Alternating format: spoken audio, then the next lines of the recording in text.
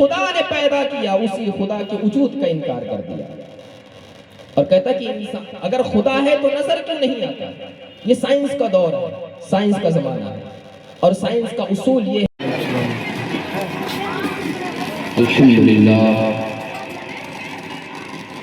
الحمدللہ رب العالمین والعاقبۃ للمتقین والصلاة والسلام علی سید الانبیاء والمرسلین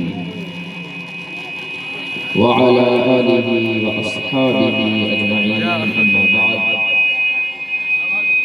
فاعوذ باللہ من الشیطان الرجیم، بسم اللہ الرحمن الرحیم۔ هل أتى على الإنسان حين من الدهر لم يكن شيئا مذكورا إنا خلقنا الإنسان من نطفة أمشاج نبتليه فجعلناه سميعا بصيرا إنا هديناه السبيل إما شاكرا وإما كفورا۔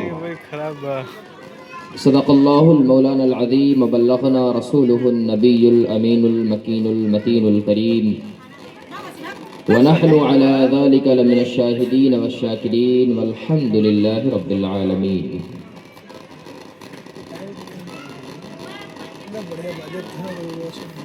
آئیے عقیدت و محبت کے ساتھ اپنی اور ساری کائنات کی مرکز عقیدت انیس بے کساں چار سازہ دردمنداں سیاح لامکاں مالک انس و جاں جناب احمد مجتبیٰ محمد مصطفیٰ ارواح نافدہ صلی اللہ تعالی علیہ وسلم کی بارگاہ میں درود پاک کا نذرانہ پیش کریں۔ اللہم صلی علی سیدنا مولانا محمد بارک وسلم، صلاۃ و سلام علیک یا رسول اللہ صلی اللہ تعالی علیہ وسلم۔ نعت پاک کے دو شعر سماعت کریں اور اس کے بعد تلاوت کی گئی آیت کریمہ کی مختصر تفسیر آپ کے سامنے پیش کروں گا۔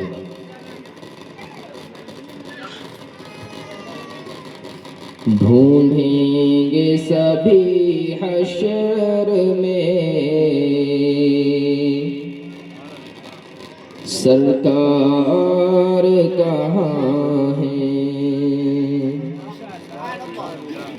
ڈھونڈیں گے سبھی حشر میں سرکار کہاں ہے، ڈھونڈیں گے سبھی حشر میں سرکار کہاں ہے، ڈھونڈیں گے سبھی حشر میں سرکار کہاں ہے، سرکار پکاریں گے، سرکار پکاریں گے، گنہگار کہاں ہیں،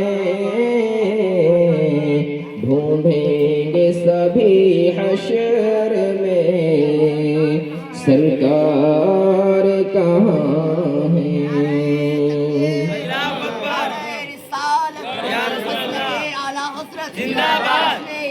عظمت میلاد النبی، عظمت مصطفیٰ، عظمت مصطفیٰ، نعرہ تکبیر، نعرہ رسالت۔ میدان محشر کا جو منظر ہوگا وہ آپ نے بارہا سنا ہے کہ نفسی نفسی کا عالم ہوگا۔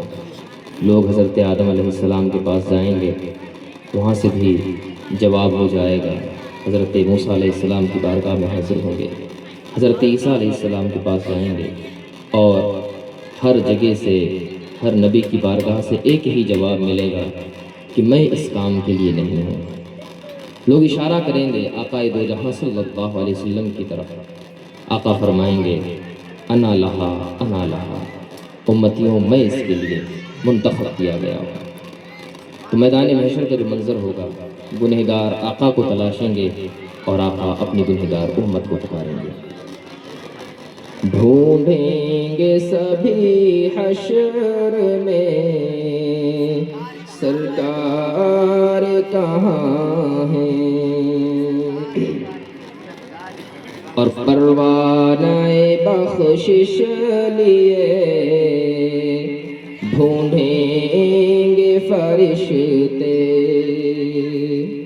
پروانہ بخشش لیے ڈھونڈیں گے فرشتے، پروانہ بخشش لیے ڈھونڈیں گے فرشتے، اولاد پیغمبر کے، اولاد پیغمبر کے وفادار کہاں ہیں،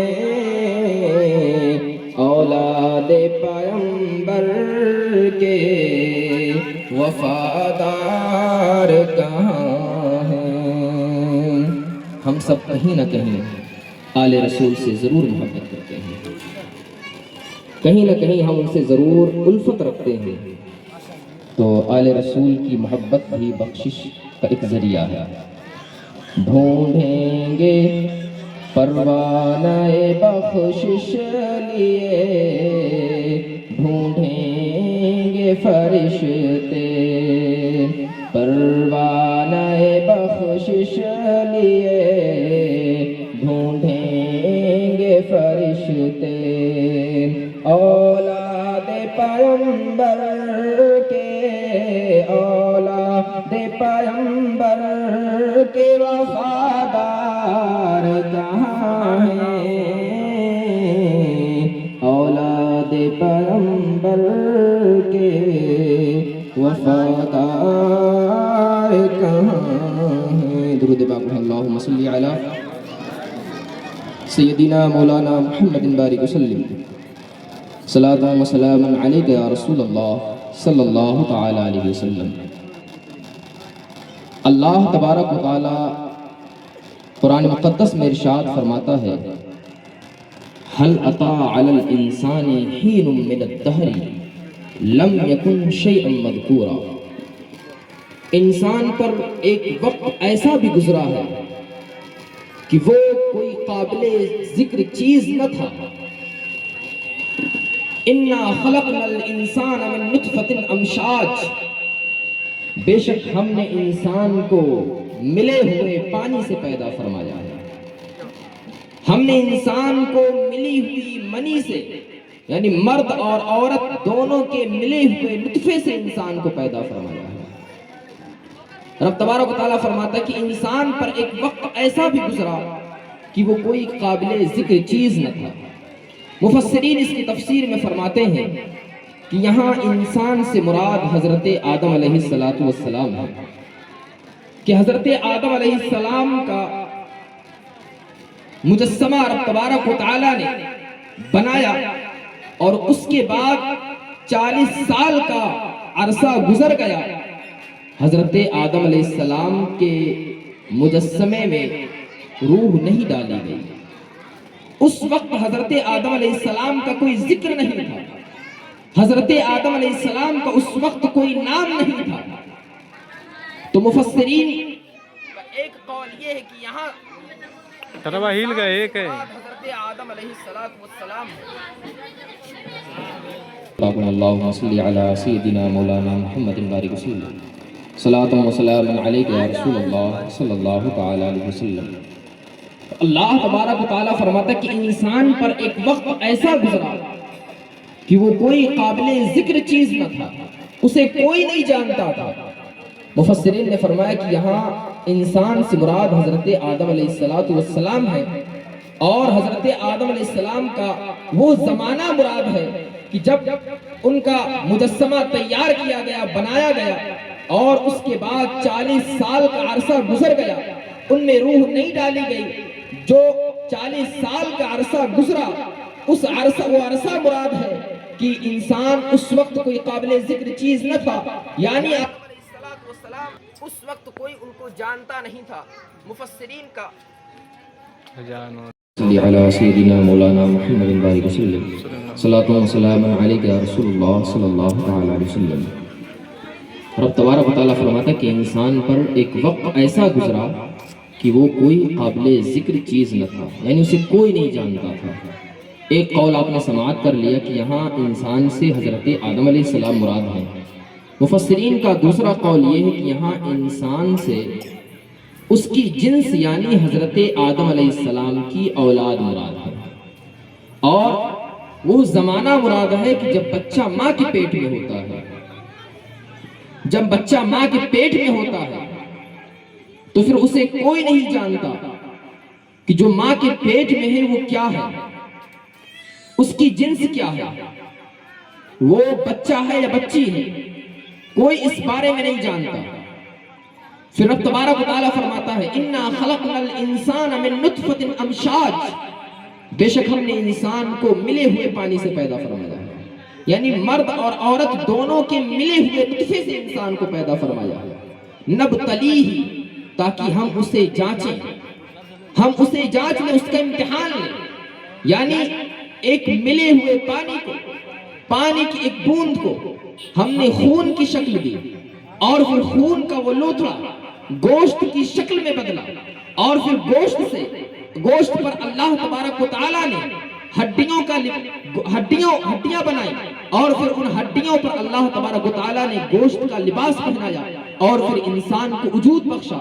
رب تبارک و تعالیٰ فرماتا ہے نبتلیہ فجعلناہ سمیعا بصیرا، ہم اس کو جانچیں، اس کو پیدا کرنے کے بعد، اس کو بنانے کے بعد ہم نے اس پر شریعت کے احکام نافذ فرمائے، شریعت کا اسے مکلف بنایا۔ فجعلناہ سمیعا بصیرا، ہم نے اسے سننے اور دیکھنے والا بنا دیا، سمیعا بصیرا، سننے اور دیکھنے والا بنا دیا۔ انا ہدیناہ السبیل، بے شک ہم نے اسے ہدایت دی، سیدھے راستے کی ہدایت دی۔ کس طرح سے انسان کو اللہ تبارک و تعالیٰ نے ہدایت دی؟ اللہ تبارک و تعالیٰ نے انسانوں کی ہدایت کے لیے پیغمبروں کو بھیجا، اور ہر پیغمبر پر اللہ تبارک و تعالیٰ نے اپنی کتاب نازل فرمائی، اور پھر ان نبیوں نے، انبیاء کرام نے انسانوں کی ہدایت کے لیے اللہ کے کلام سے انسانوں کی ہدایت فرمائی۔ رب تبارک و تعالیٰ فرماتا ہے انا ہدیناہ السبیل، بے شک ہم نے اس کی سیدھے راستے کی طرف ہدایت فرمائی، یعنی انبیاء کرام کے ذریعے، اپنے کلام کے ذریعے ہم نے انسانوں کو سیدھی راہ بتائی، انہیں سیدھا راستہ بتایا۔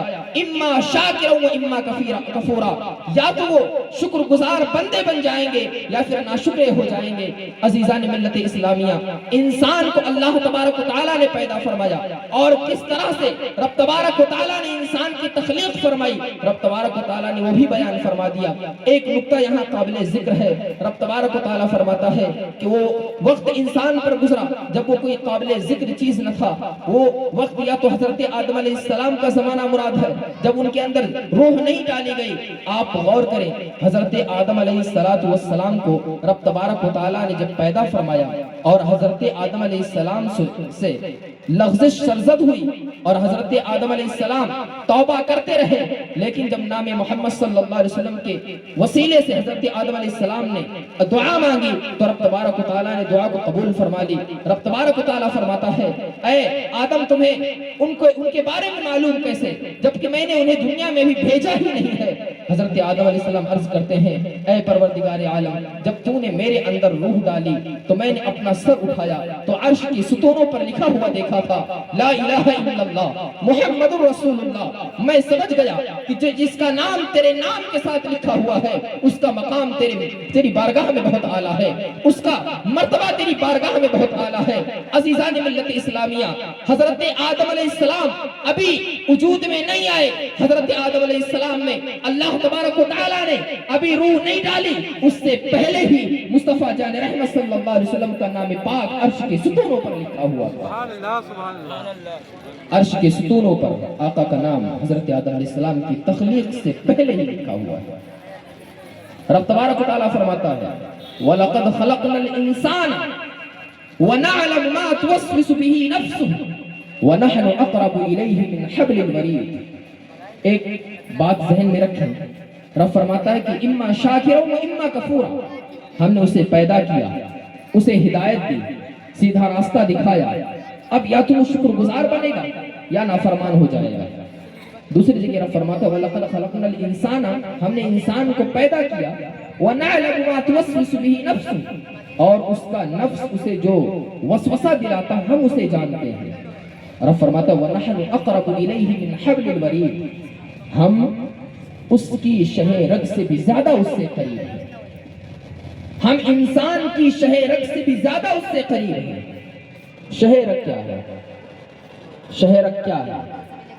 شہ رگ دل کی اس نس کو کہتے ہیں، دل کی اس نس کو کہتے ہیں کہ جس کے ذریعے آکسیجن والا خون پورے جسم میں سپلائی ہوتا ہے، جس کو انگریزی میں جگولر وینس کہتے ہیں۔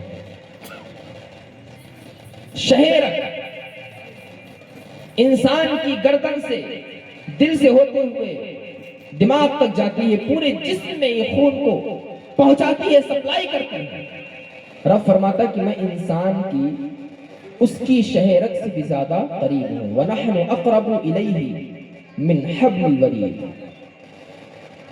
عزیزان ملت اسلامیہ، انسان پیدا ہوا، اب یا تو وہ فرما بردار ہوگا یا نافرمان ہوگا۔ جب وہ مکلف ہو گیا، یا تو اس نے رب تبارک و تعالیٰ کی وحدانیت کا اقرار کیا، یا اللہ تبارک و تعالیٰ کے وجود کا انکار کر دیا۔ اب جب وجود کا انکار کرتا ہے، یہی انسان کی انسان کوئی چیز نہ تھا، پانی کی ایک بوند سے اس کو رب تبارک و تعالیٰ نے انسان کی شکل دی، پیدا کیا۔ اب یہی انسان جب پیدا ہوا، بڑا ہوا، عقل و ہوش والا ہوا، تو یہی انسان کہتا ہے کہ خدا کا کوئی وجود ہی نہیں ہے، معاذ اللہ رب العالمین۔ جس خدا نے پیدا کیا اسی خدا کے وجود کا انکار کر دیا، اور کہتا کہ انسان اگر خدا ہے تو نظر کیوں نہیں آتا؟ یہ سائنس کا دور ہے، سائنس کا زمانہ ہے، اور سائنس کا اصول یہ ہے کہ جو چیز اس کے مشاہدے میں آتی ہے اس چیز کو تسلیم کرتے ہیں، باقی چیزوں کا انکار کر دیتے ہیں۔ سائنس کی بنیاد اسی چیز پر ہے، جو چیز انہیں دکھے گی، نظر آئے گی، ان کے مشاہدے میں جو چیز آئے گی اس چیز کو وہ مانیں گے، اور جو چیز ان کے مشاہدے سے باہر ہے، انہیں نظر نہیں آئے گی، اس چیز کا انکار کر دیں گے کہ اس چیز کا وجود نہیں ہے۔ کہتے ہیں کہ خدا ہے تو نظر کیوں نہیں آتا؟ اب آپ غور کریں، انسان کی آنکھیں انسان کی جسم میں موجود ہیں، لیکن آپ لوگوں میں سے کتنے لوگوں نے اپنی آنکھوں کو دیکھا ہے؟ کتنے لوگوں نے دیکھا ہے؟ کسی نے دیکھا ہے؟ آپ سوچ رہے ہوں کہ ہم تو روز دیکھتے ہیں، روز دیکھتے ہیں، آئینے میں اپنی آنکھوں کو روز دیکھتے ہیں۔ اگر آپ نے آئینے میں اپنی آنکھوں کو دیکھا ہے تو پھر آپ کی آنکھیں جو آئینے میں نظر آئیں، آئینے میں آپ نے اپنی آنکھوں کو دیکھا ہے تو اپنی کن آنکھوں سے دیکھا ہے؟ آپ نے اپنی آنکھوں کو اگر آئینے میں دیکھا ہے، جو لوگ کہتے ہیں نا خدا ہے تو نظر کیوں نہیں آتا، وہ غور سے سنیں۔ آپ اس بات کو یاد رکھیں، فتنے کا دور ہے، خدا ہے تو نظر کیوں نہیں آتا؟ رب فرماتے کہ میں انسان کی اس کی شہ رگ سے بھی زیادہ قریب ہوں۔ انسان کی آنکھیں اس کے جسم میں موجود ہیں، اس کے ماتھے میں موجود ہیں، لیکن اس نے اپنی آنکھوں کو نہیں دیکھا۔ اور اگر کہتا ہے کہ میں نے دیکھا ہے تو پھر کہتا ہے کہ میں نے آئینے میں دیکھا ہے۔ اگر تو نے اپنی آنکھوں کو آئینے میں دیکھا ہے تو پھر اپنی کن آنکھوں سے دیکھا ہے؟ تیری آنکھیں اگر آئینے میں چلی گئی تو پھر کن آنکھوں سے اپنی آنکھوں کو دیکھا ہے؟ وہ کہے گا کہ ہم نے آئینے کا سہارا لے کر کے اپنی آنکھوں کو دیکھا ہے۔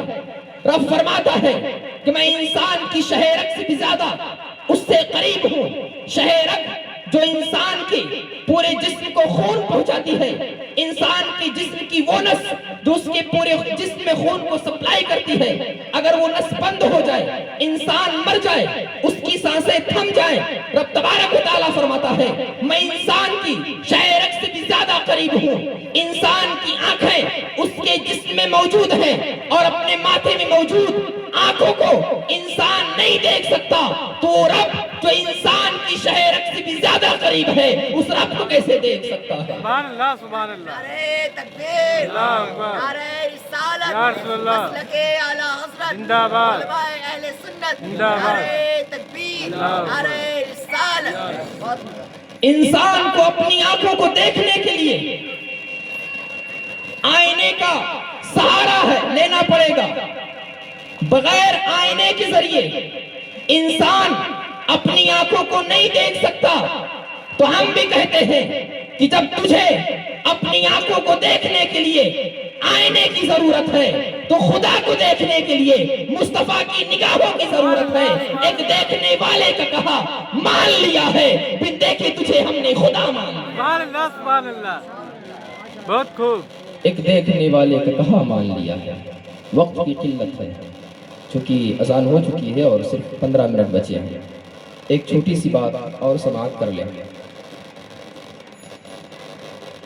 پانی ہم پیتے ہیں اور سائنس کہتی ہے کہ اس پانی میں ملینز کی تعداد میں, ملین 10 لاکھ کو کہتے ہیں, اور جب ملینز کہیں گے تو کئی سو لاکھ ہو جائیں گے, کروڑوں اربوں ہو جائیں گے.